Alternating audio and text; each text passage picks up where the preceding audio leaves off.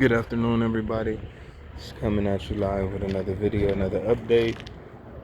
Once again, this fig right here is recovering for some aerobic compost tea, or anaerobic, I should say. I didn't have a bubbler, but I gave it some compost tea, and it showed some bad effects. Now it's coming back. Those dead brown leaves, the 3 dead brown leaves, are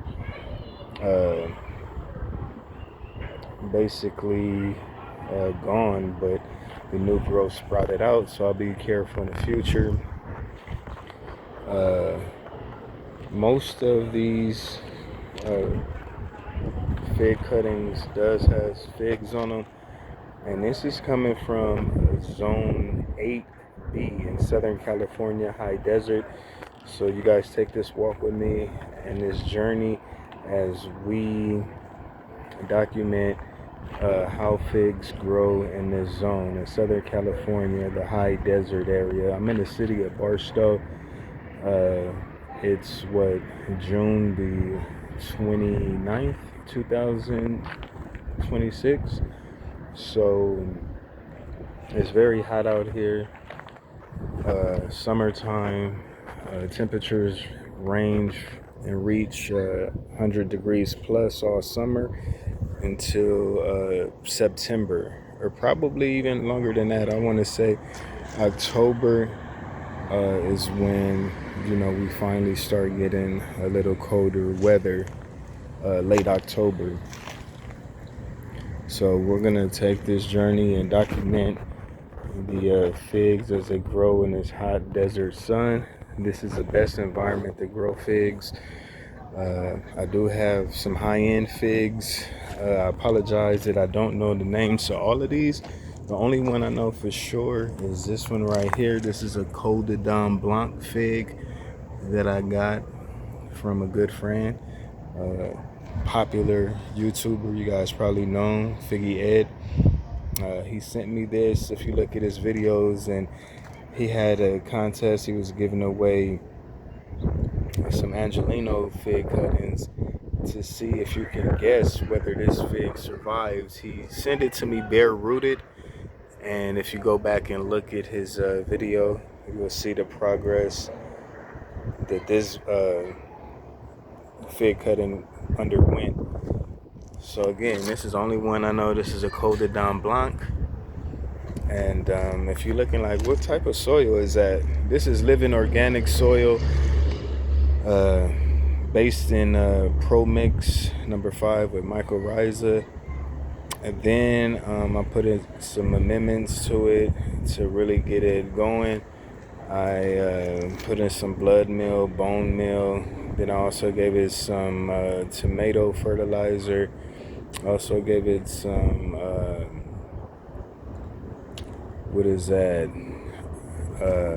dolomite lime for the pH, to raise the pH a little bit. Gave it some oyster shells, crushed oyster shells. Also gave it some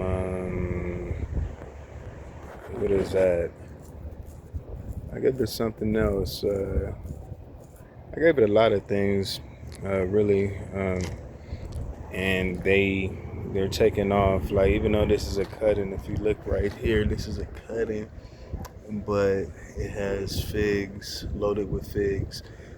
These cuttings were propagated this year in February under lights inside, and then I made the transition to them outside.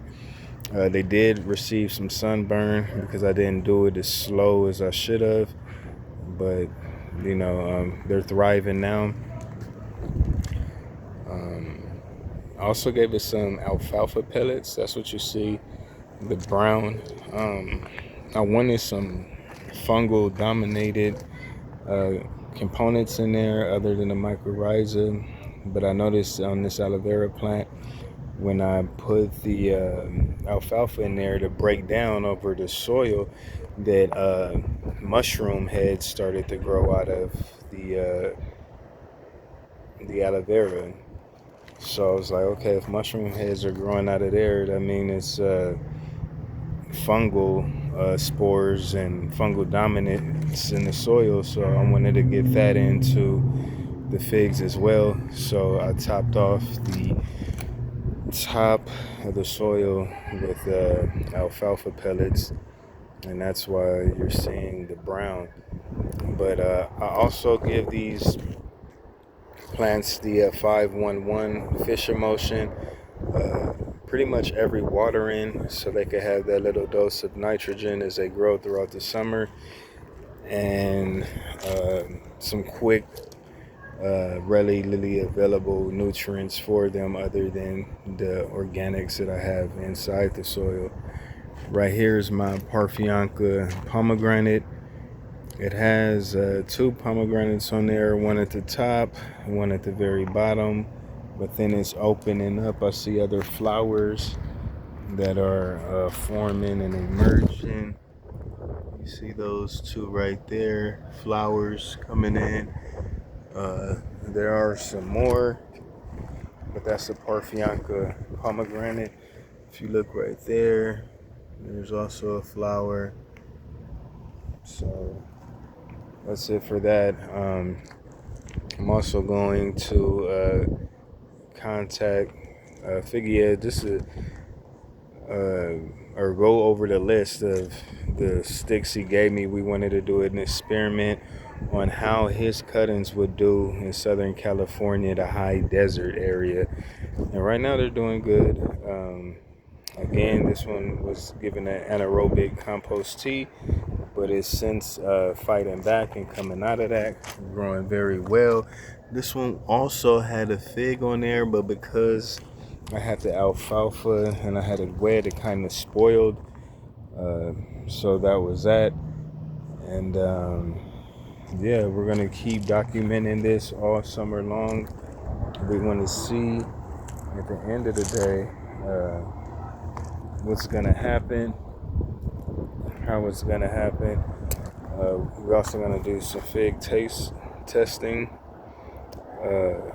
once they are mature and bear fruit. They tell me that the first year figs are different from the third and fourth year figs, but we're gonna try all of that out, and I want you guys to like and subscribe and come with me on this journey as I show you how figs grow in a high desert. If you even look at other content creators like Ross the Fig Boss, Ross Ratty, he's always mentioning California, and you know, if he lived in California, how different his figs would be and the different varieties that he could grow.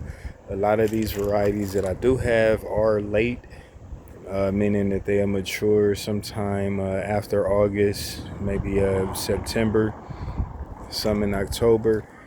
But again, because this is a high desert, September and October we will have temperatures in the 90s and hundreds.